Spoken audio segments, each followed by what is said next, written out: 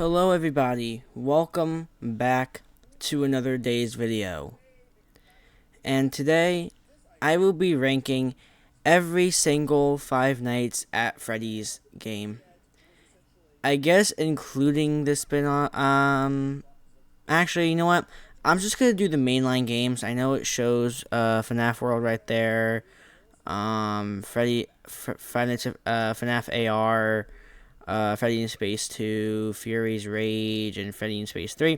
I will not be ranking those because I have seen videos. It looks like they just all suck. I have never played the spin-offs. I mean, I've played FNAF World, so I guess I'll rank that one. But the rest of them, I've also played FNAF AR, so I guess I'll also rank that. But, Freddy in Space 2, Fury's Rage, and Freddy in Space 3, I will not be ranking them. I will be ranking mostly the main storyline games, but I guess I will be ranking FNAF World and FNAF AR, because I have played those before. So, I'll be ranking those, alright? But yeah. So, I came up with this idea because, you know what? I make a lot of, well, not a lot, but I guess I have made a lot of Five Nights at Freddy's content, so, I make Poppy Playtime, FNAF, I make Poppy Playtime content, Five Nights at Freddy's content. I think most of them have been Poppy Playtime and Five Nights at Freddy's, so. But anyway, let's begin. So, let's start with the best game. Wait, should I start from the top or the bottom? No, I'm gonna go from the bottom. And you guys are okay. So, I'm gonna put FNAF World. I'm gonna start with FNAF World. I'm gonna put this at sucks because it does. I've played it. It really does suck. It is the worst game I've ever played. I'm not even exaggerating. I've played a lot of bad games, but FNAF World, it makes me wanna bash my head into a wall. So yeah, that's getting into sucks, and it even has exclamation marks, so you know that when I put a game in sucks, it's gonna suck. You know what? I guess I've also never played Fury's Rage, Freddy in Space 2, or Freddy in Space 3. So you know what? Instead of leaving these games out, I will just put Freddy in Space 2, Fury's Rage, and Freddy in Space 3 in sucks. Alright? Alright. So now let's start with the mainline games. Although FNAF AR, is FNAF AR canon? I don't know. I'll have to look it up. Actually, I got my phone right here. I could just look it up. Hold on. Pause that. Hold on. I could just look it up right now. Oh, wait, no.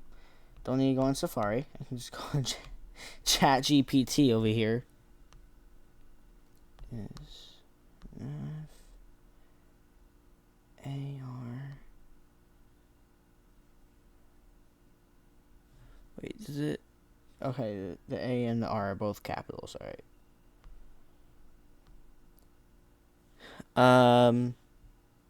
Canon. Is game canon spelled CANON or is it spelled CANNON? I don't know. I guess I'll just put that one. I don't know. What might be considered canon?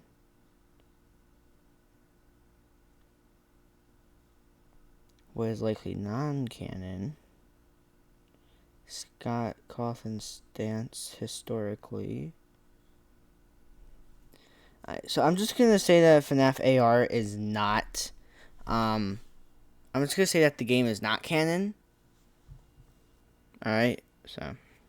Alright. Let's start. Okay. Let's go here. Let's start with FNAF 1. So, I think I'm going to put FNAF 1 at.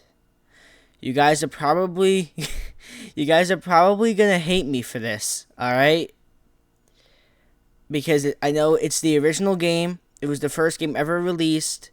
That was actually this FNAF 1 was actually the second game I played. The first game I played was actually Sister Location. That was the first game I played because I downloaded it on my Chromebook at the time because I didn't have a regular computer yet, so I downloaded it on there. And the second game I played was the first one. So you guys are probably gonna hate me for this because the original, that's what started the whole franchise. But I'm gonna have to put FNAF 1 at okay. Like, it's not bad. It's just okay. Why do I think this? Well, because for one, it's kind of boring. Let's be honest, right? I mean, yes, it was Scott's, like, it was the first Five Nights at Freddy's game, so it was kind of simple, right? You sit in an office, you have lights in the doors, and then you have the camera, right? But let's be honest, it's kind of boring. You just flip the cameras, you go left to right, flicking on the lights and the doors. So it's just okay, in my opinion. You guys might think differently, but I think it's just okay. Like, yeah, it's still, like, playable, right? It's still playable, but it's not going to go into playable. Because, like, I got to wait, like, a long time in order to even play the first game ever again. Like, I played it back in, I think it was July, so it's been a while. So, if I ever did another FNAF games video, I would play it again, because it's been a while. So, I would play it. Actually, I'm actually in the future, I don't know when, maybe tomorrow, maybe in a couple days, maybe a couple months, I don't know when, I will be posting, or actually no, not posting, live streaming, me playing every single FNAF game. I know I did this, alright, in timeline order, I'm doing timeline order again, but however, here's the thing. This time, do you know how, like, for Pizzeria Simulator, I quit, like, a month of trying because I couldn't beat it? Here's the thing. This time, I'm not allowed to move on to the next game until I beat the game. Alright? So, when I beat one game, I can go to the next. So, say if I don't beat a game, I have to sit here and keep trying. And if I can't beat it, then I stop it, whatever I'm doing, stream, whatever. If I get tired of playing it, I stop stream or video, whatever I'm doing, and then I take a break, and maybe later in the day, I will restart the stream and keep on playing the same game until I beat it. That's how it's going to work. So, if I don't beat the game, I can't move on to the next game. Once I beat the game, I move on to the next game. So that's how it's going to work. I'll try to do Help Wanted and Help Wanted 2 in VR. I've beaten both of them, like I've showed you guys before. I've beaten Help Wanted and Help Wanted 2 in VR, which it only took me freaking 3 years to beat Help Wanted and 1 year to beat Help Wanted 2, but whatever. But yeah, I'll try doing that. You may not hear anything in the game. I'll try to figure out what happened last time, because I tried doing it once before and you can only hear my voice, so I don't know what happened. Try figuring it out again, but we'll see. Next up is Five Nights at Freddy's 2. Now this game, I think, is a bit better because you have a couple more mechanics. Like, yes, you still have the camera and the lights. You still gotta shine the lights, right? But you have 2 new mechanics, right? You have to put on the Freddy head as a mask, right? To, like, make the toy animatronics and the withered animatronics go away, except for Withered Foxy. And then you also have the music box to wind up, because if you don't, the puppet / marionette will attack and kill you. And yeah. So I'm gonna put FNAF 2. I'm gonna put FNAF 2 at playable, because it's way more playable than the first game. Because more mechanics. That's all I asked for. More mechanics, the better and funner the game is, in my opinion. So, yeah. Like I said, there's two new mechanics, right? Like there's no doors this time. You have the Freddy head, and you have the music box.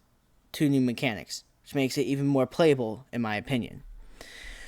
Let's move on to Five Nights at Freddy's 3. Now, this game, what I don't like is Springtrap's jump scare, aka William Afton, because it's the same thing. They're the same animatronic slash person, because William Afton's corpse is inside of the Spring Bonnie suit.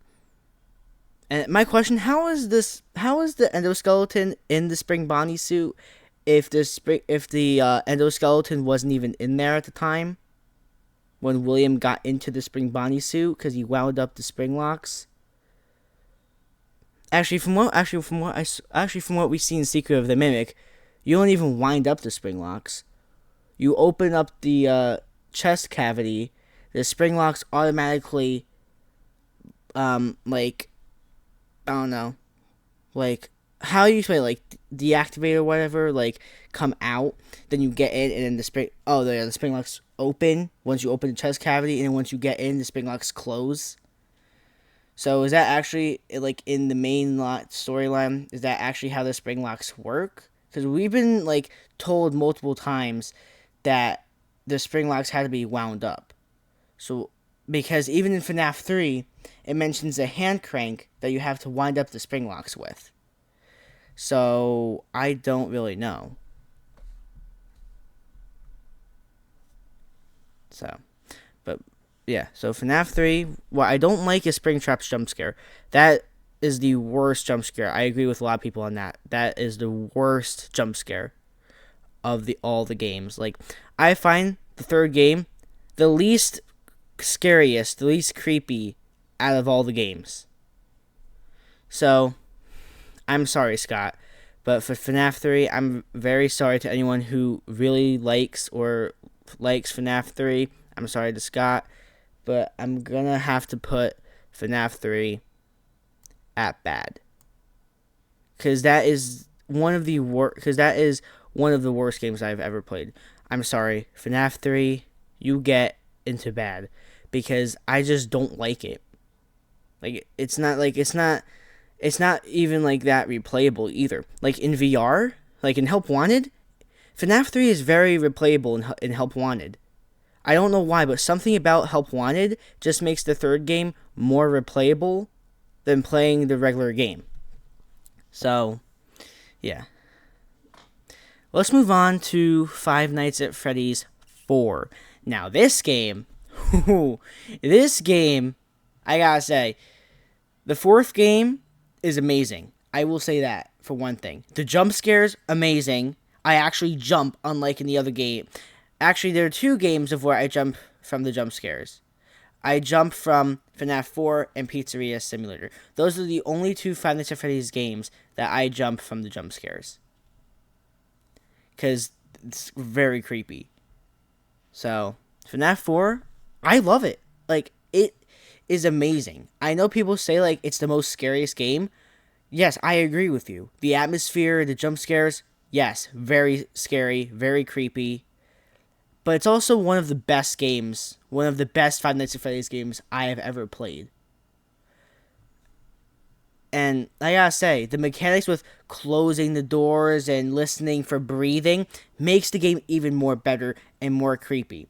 Because in order to close the door or shine the light, you have to listen carefully. Like, you have to have your headset volume all the way up to hear the nightmare animatronics breathing or making any sound.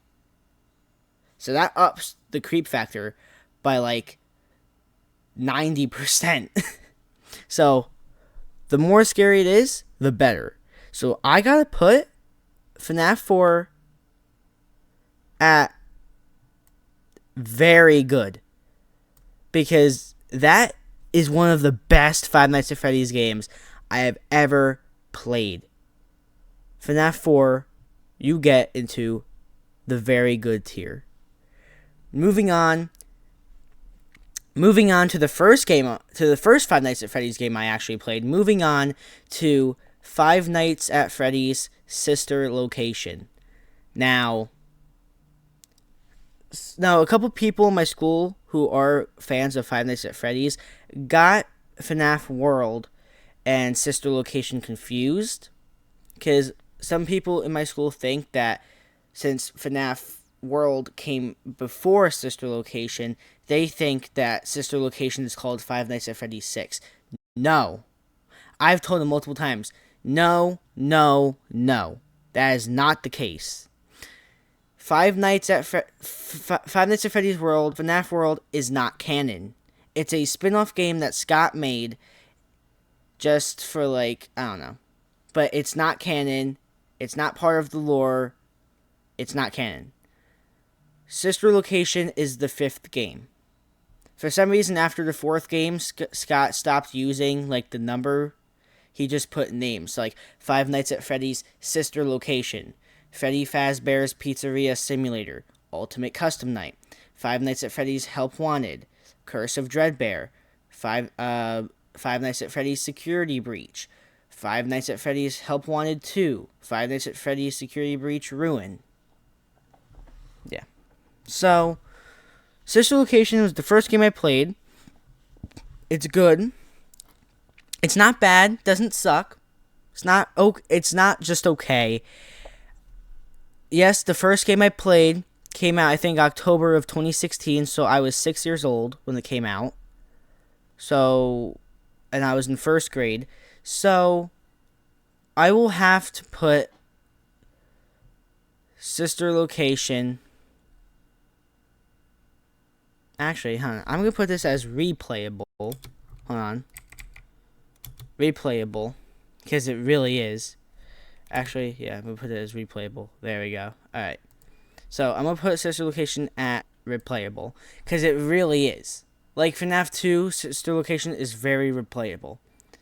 Every other game besides FNAF 3 is very replayable. Although the first game kind of is replayable and kind of not. So, it's like in between a little bit. Anyway. So, yeah. Like, I like the Funtime animatronics. I like the designs of the Funtimes. Ballora, Funtime Freddy, Bonbon Hand Puppet, Funtime Foxy, Circus Baby. I like the designs, right? I love them. My favorite animatronic in Sister Location will have to be Circus Baby. I don't know why. I don't know why Circus Baby is my favorite animatronic in Sister Location, but she is. I don't know why. Like, it's very replayable. Very replayable. I will say that. It's one of the best games that Scott has made. Keep getting freaking notifications from Snapchat over here.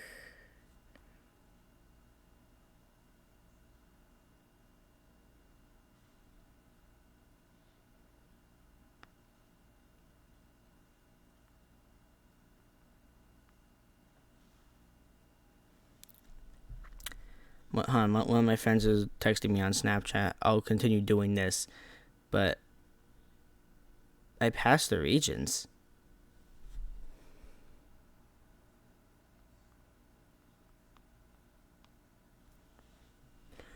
Okay, so Freddy Fazbear's Pizzeria Simulator, very good game. I love the creep factor. I love the scariness of the game. Oh my god, dude.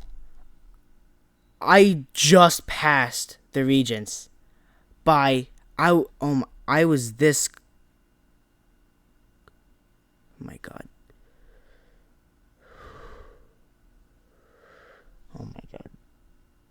I have an IEP in school, so since I got a 55 on the regions, I'm assuming I probably got lower than the 55. So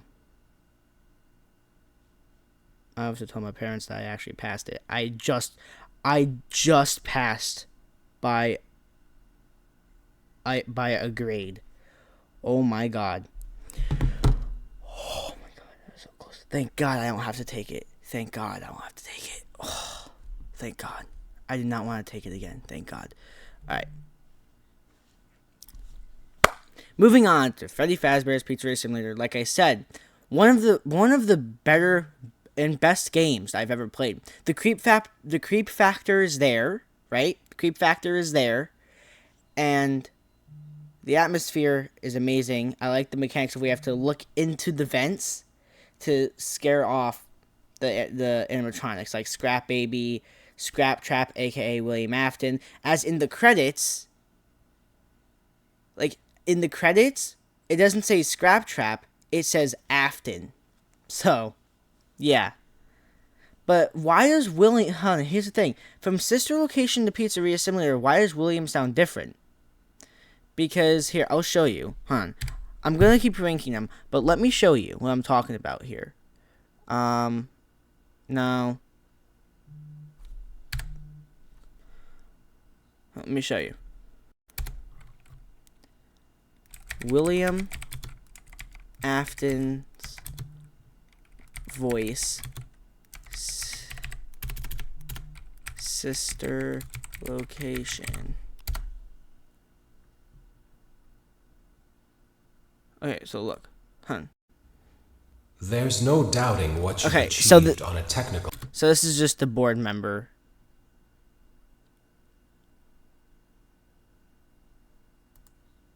Don't fully understand.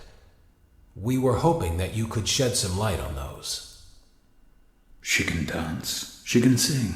She's equipped with a built-in helium tank for inflating balloons right at her fingertips. She can take song requests. She can even dispense ice cream. With all due respect... See? His voice... There. No. Remember his voice there. Alright? Now let's go to Pizzeria Simulator.